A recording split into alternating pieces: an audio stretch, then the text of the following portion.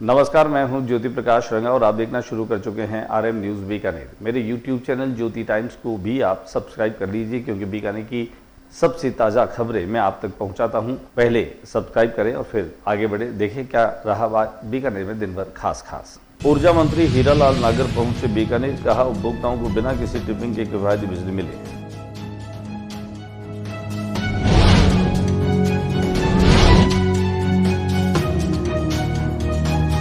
भगवान महावीर जन कल्याणक पर धूमधाम से निकली शोभा यात्रा।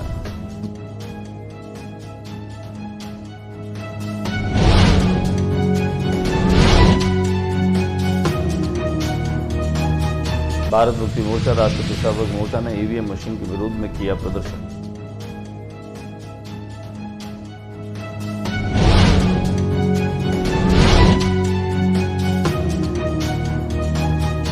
जिला कलेक्टर ने ली अधिकारियों की बैठक। लू और तबागात के मद्देनजर आवश्यक सेवाएं सुनिश्चित करने के दिए निर्देश।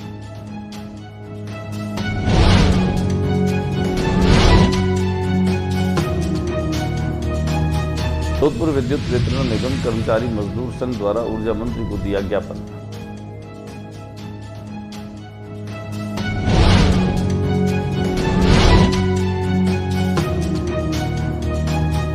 जिला कलेक्टर ने की बजट घोषणाओं के क्रियान्वयन की समीक्षा।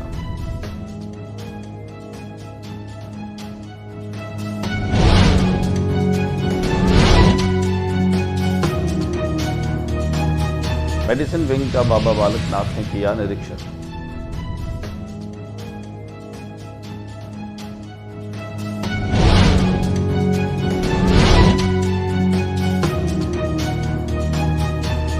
माहेश्वरी महिला समिति बीकानेर ने मनाया गणगौर पर्व।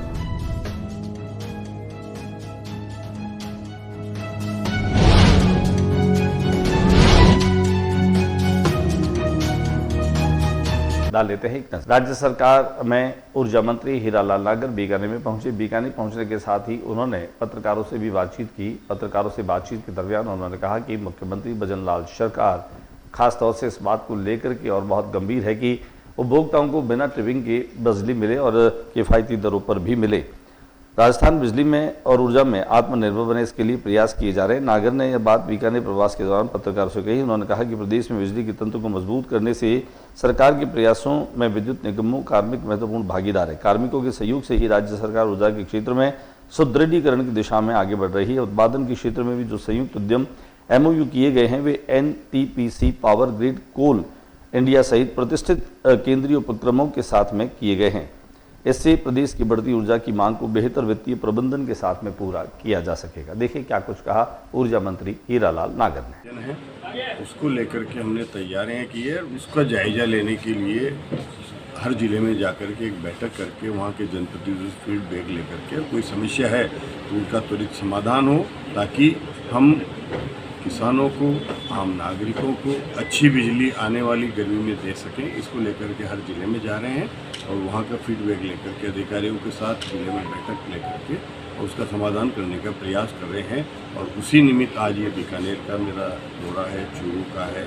इसके पहले हमने गंगानगर हो, हनुमानगढ़ हो, वहाँ भी हमने जिलों में बैठकें करी और हर जिले में जाकर के बैठक करके, और हम चाहते हैं, हमारी सरकार और मुख्यमंत्री जी के निर्देश हैं कि जनता को गर्मी में किसी भी प्रकार की समस्या बिजली की उपलब्धता में नहीं होनी चाहिए। सत्य, अहिंसा, अस्तेय, अपरिग्रह सिद्धांत देने वाले भगवान महावीर का जन्मोत्सव धूमधाम से मनाया गया।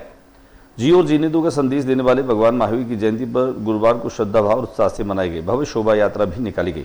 भगवान महावीर के मंदिरों में पूजा, पक्षाल, विशेष अंगी व मंत्र जाप, सामूहिक एकासना, अयम्बिल सहित विविध जप तप के आयोजन भी हुए। जैन महासभा की तत्वावधान में सकल जैन समाज के सहयोग से गौड़ी पार्श्वनाथ मंदिर में धर्म सभा आयोजित की गई। दिगंबर जैन, नसियाजी व भीनासर की जवाहर विद्यापीठ से निकली 2 शोभा यात्राएं बड़ा बाजार घूम चक्कर के पास एक होकर भव्य रूप में हो गई। गाजे बाजे से निकली शोभा यात्रा में विभिन्न शिक्षण संस्थाओं, सामाजिक संगठनों की सचेतन झांकियों में भगवान महावीर के जीवन आदर्शों के साथ जैन धर्म की विशिष्टताओं, भगवान महावीर के संदेशों को दर्शाया गया। रहना चाहिए, उसमें भी पूरे अध्यक्ष महोदय विनोद जी खूब भूमिका से लड़ रहे हैं और उन्होंने समाज के लिए आज प्रशासन देख रहे हैं, जितने भी प्रशासन ने हमें सहयोग किया है, ये समय समय पर जाके प्रशासन से कलेक्टर, डीआईजी, आईजी, कमिश्नर उन्हें बताते रहते हैं, तो उनकी भी हम जितनी भी अनुमोदना करें उतनी कम है।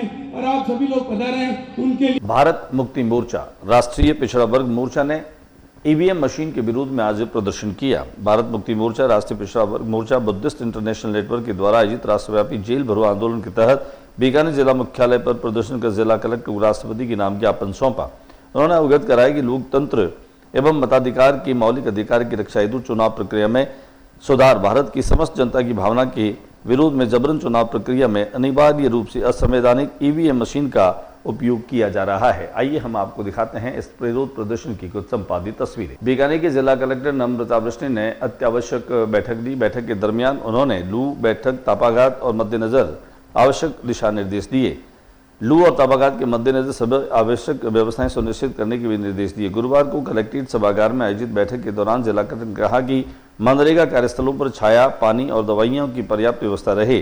ग्रामीण क्षेत्रों में पशुओं के लिए पानी की खेलियां भरवाने तथा पक्षियों के लिए परिंदे लगाने का अभियान चलाने को भी कहा। जिला कलेक्टर ने कहा कि पशुपालन विभाग के अधिकारी सभी गौशालाओं का निरीक्षण करें तथा सुनिश्चित करें कि गौशालाओं में पेयजल, छाया और चारे की कोई कमी न रहे। उन्होंने mobile veterinary van toll free number 1962 प्रचारित करने के भी निर्देश दिए। हीट वेव का अलर्ट भी आ रहा है और तापमान बढ़ रहा है, उसको देखते हुए सभी जो कंसर्न डिपार्टमेंट हैं उनकी तैयारियों का अपडेट और साथ ही उनको अलर्ट रहने की हिदायत, क्योंकि मौसम विभाग का भी यही आकलन है कि 15 तारीख के बाद दोबारा हीट वेव का दौर आएगा, तो उसमें किसी तरह की जान की हानि ना हो, ना ही मनुष्य को, जीव जंतुओं को। उसके अलावा भी जो हमारी इमरजेंसी मेडिकल फैसिलिटीज़ वगैरह हैं वो अप टू डेट रहें, इसके लिए आज ये मीटिंग आयोजित की। जोधपुर विद्युत वितरण निगम कर्मचारी महासंघ ने ऊर्जा मंत्री हीरालाल नागर से मुलाकात की। मुलाकात कर उन्हें ज्ञापन दिया। ज्ञापन के दरमियान उन्होंने न केवल बीकेसीएल के रवैये को लेकर के उसका विरोध किया, साथ ही साथ उन्होंने कहा कि पिछले दिनों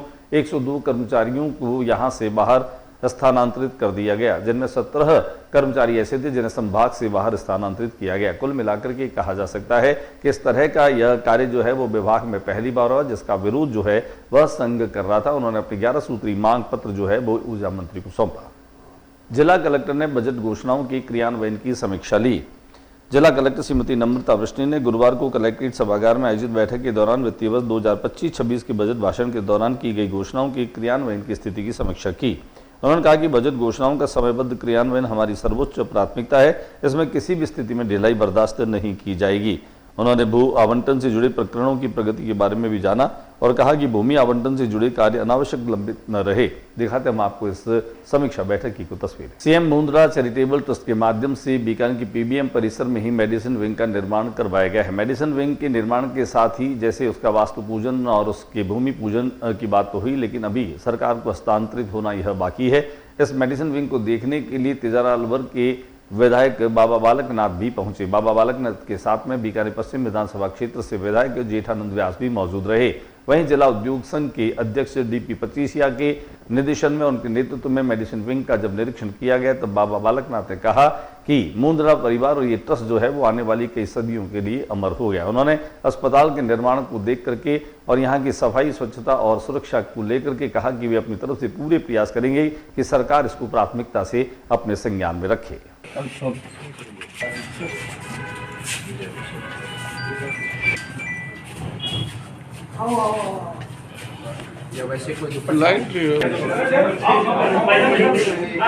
माहेश्वरी महिला समिति ने गणगौर पर्व बड़ी धूमधाम से मनाया। सांस्कृतिक कार्यक्रम और सम्मान समारोह के साथ में यह कार्यक्रम आयोजित किया गया। वार्षिक उत्सव गणगौर पर्व हर वर्ष की तरह इस बार भी माहेश्वरी महिला समिति बीकानेर ने अपना जो है मनाया, जिसमें बड़े ही हर्ष और उल्लास के साथ में महिला समिति संरक्षिका श्रीमती किरण झवर और सरला लोहिया ने संयुक्त जानकारी बताया कि महिला समिति द्वारा आयोजित यह कार्यक्रम स्थानीय नरसिंह भवन में आयोजित किया गया। आज के कार्यक्रम का आगाज सदैव की भांति मां गबरजा की सवारी के साथ प्रारंभ हुआ, जो कि बीके स्कूल से प्रारंभ होकर विभिन्न मोहल्लों से होते हुए कार्यक्रम स्थल नरसिंह भवन पहुंची।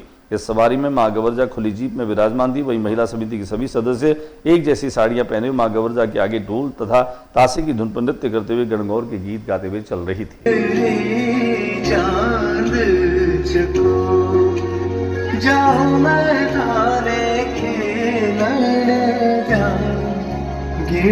नगर निगम के माध्यम से बीकानेर कोर्ट गेट के बाहर निकलते ही और सांखला फाटक के पास में शामियाने की व्यवस्था की गई है। तेज धूप में रेल फाटक बंद होने पर राहगीरों को और नागरिकों को किसी तरह की सुविधा न हो, इसके लिए उन्होंने न केवल टेंट लगा रखे थे, कल तेज आंधी की वजह से ये टेंट उखड़ गए थे, जिन्हें आज दुरुस्त कर दिया गया। कुल मिलाकर के नगर निगम की तत्परता साफ तौर पर दिखाई दे रही है। आज फिर से दुरुस्त इस व्यवस्था को हमारे कैमरा प्रतिनिधि शंकर सारस्वत ने अपने कैमरे में कैद किया। दिखाते हैं आपको कि कैसे इन्हें दुरुस्त करते हुए पुनः लोगों की स्वास्थ्य के लिए, सुरक्षा के लिए और उन्हें राहत देने के लिए निगम का यह प्रयास कितना कारगर साबित हो रहा है।